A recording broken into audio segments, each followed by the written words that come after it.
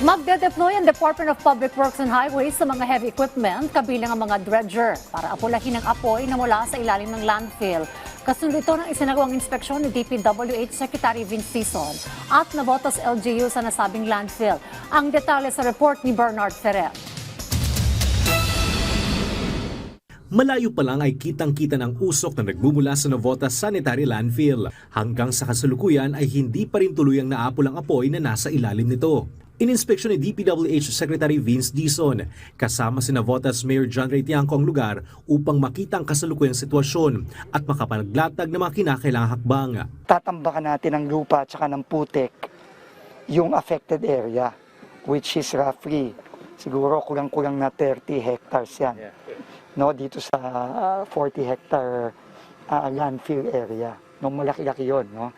So mga dump truck, mga bulldozer, kailangan yan, ipapadala natin ng mabilis. Walang direktang daan papuntang landfill na nasa gitna ng katubigan, kaya barge ang ginagamit sa pagpasok. Gayunpaman ay hirap na makapasok ang barge. Gumawa na ng daan sa tulong ng pribadong sektor upang mapadali ang operasyon. Hihiram din ang kalihim ng karagdagang dredger mula sa pribadong sektor upang makatulong sa operasyon ng otoridad.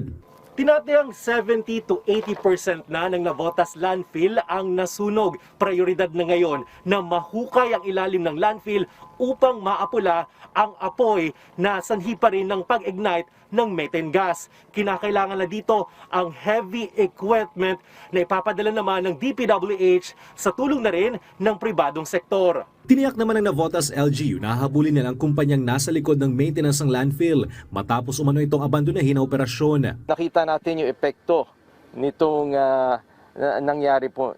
Kailangan talagang may managot.